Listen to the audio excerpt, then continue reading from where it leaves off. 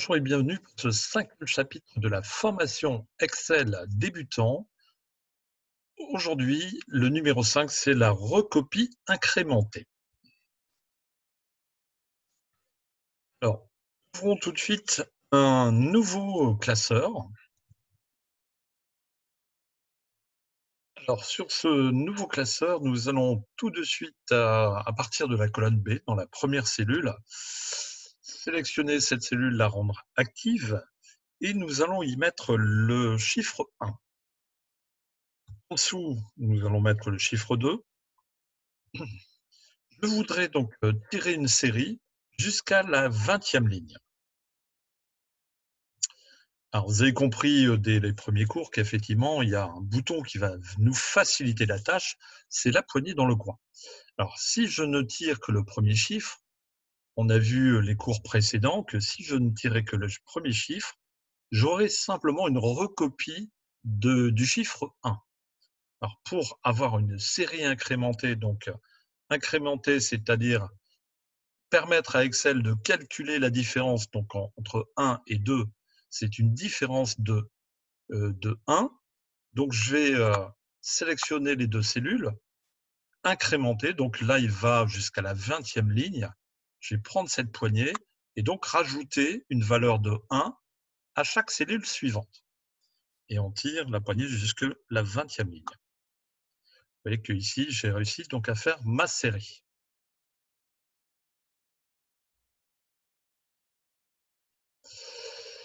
Exemple 2. Alors, comme je vous disais, Excel permet aussi de calculer la différence, l'incrément, et ainsi, après, en tirant la poignée, d'incrémenter, de dupliquer cette différence que je vais indiquer à Excel pour les cellules suivantes. Donc là, je vais mettre 1 dans cette colonne, sur la première cellule, puis ensuite 3. Je vais sélectionner mes deux cellules, tirer la poignée, donc vous voyez que maintenant la différence est 2, et donc je vais demander à Excel de recopier jusqu'à la 20e ligne et de me tirer une série avec une différence de 2 à chaque fois. Alors, une autre possibilité encore, je vais remettre effectivement le 1. Contrôle-Entrée me permet de valider ce que je viens d'indiquer à Excel. Et je vais faire une recopie simple, puisque je n'ai pas donné d'incrément, de différence. Donc, je vais tirer le 1 jusqu'à la 20e ligne. Et ici, donc j'ai une recopie du 1. Ici, j'ai une petite boîte de dialogue qui vient s'ouvrir. Je vais ouvrir le menu déroulant. Et ici, je vais dire à Excel, je ne veux pas une copie simple de la première cellule, mais une incrémentation de série. Je vais donc sélectionner ici en bas ce bouton qui me permet d'avoir le même résultat que précédemment. Alors, on va ouvrir une nouvelle feuille. On va faire un travail différent. On va voir que la recopie peut comporter des facettes intéressantes et on peut le faire à différentes choses. Donc ici, je vais mettre les jours, lundi. Ensuite, je vais mettre les mois. Donc, je vais mettre le mois de mars. Ensuite, je vais mettre des dates.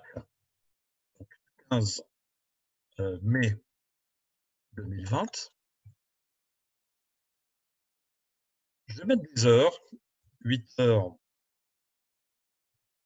2.35, ça fera 8h35. Je vais mettre du texte et un chiffre. Donc, ici, je vais mettre numéro 1. Dans la dernière cellule, je vais mettre texte suivi du chiffre ou changer, je vais mettre équipe numéro 1. Donc, vous allez voir maintenant qu'avec la poignée, cette recopie est aussi facile. Je vais tirer donc la poignée jusqu'à la 20e ligne. Vous voyez qu'à chaque fois, j'ai une indication, puisque pour me permettre de m'arrêter avant, puisque sinon, comme là, il y a pas 20 jours, donc je vais l'arrêter plutôt jusqu'à dimanche. Vous voyez, donc ici, je sais qu'en arrêtant ma série ici, c'est dimanche qui va être affiché. Voilà. Sinon, après, on tourne en boucle et on revient à la journée de lundi. Le mois de mars, j'ai 12 mois, donc là, j'ai commencé au mois de mars. Je tire la poignée jusqu'au mois de décembre. Vous voyez que j'ai aussi l'aide sur le côté pour m'indiquer le mois de décembre pour la cellule AC10. Voilà.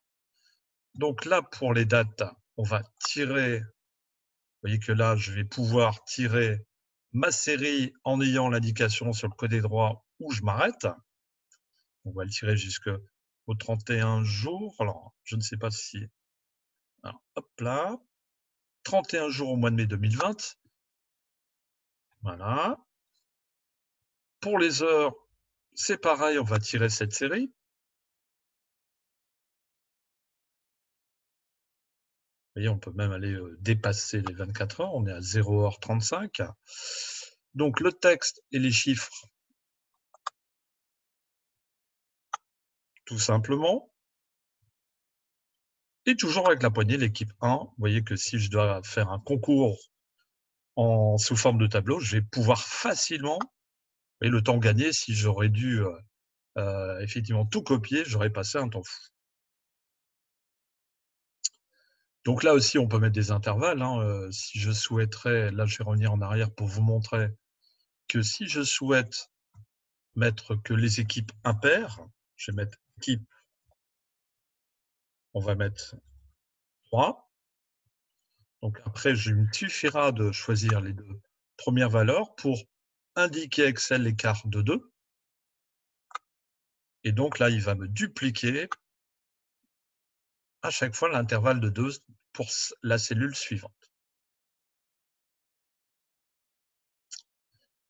J'ouvre une 3e feuille ou une nouvelle feuille puisque l'exercice sera téléchargeable juste après la vidéo. Alors, je vais ouvrir un peu de calcul.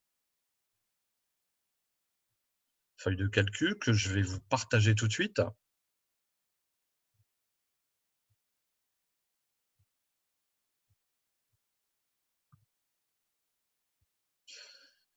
Alors ici, j'ai indiqué des valeurs différentes pour la colonne B, C, D. Ce que je voudrais, c'est donc faire la somme de chaque cellule.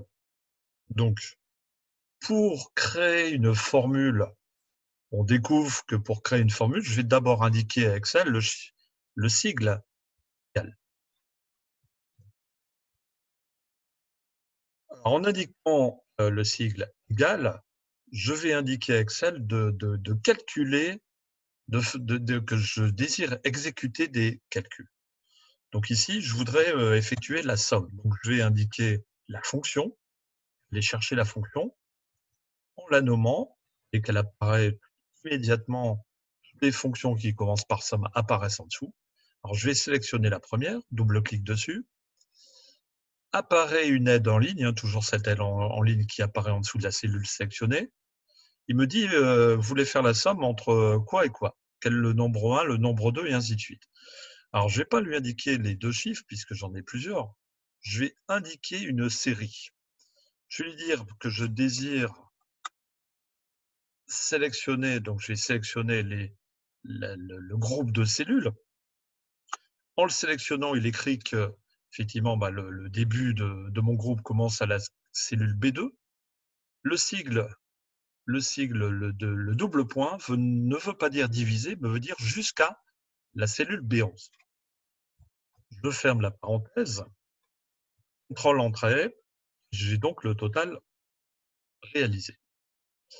Pour indiquer donc les calculs pour les autres cellules, je pourrais faire de même, sauf qu'effectivement, j'ai toujours mon bouton de recopie. Je vais recopier la fonction pour les cellules suivantes.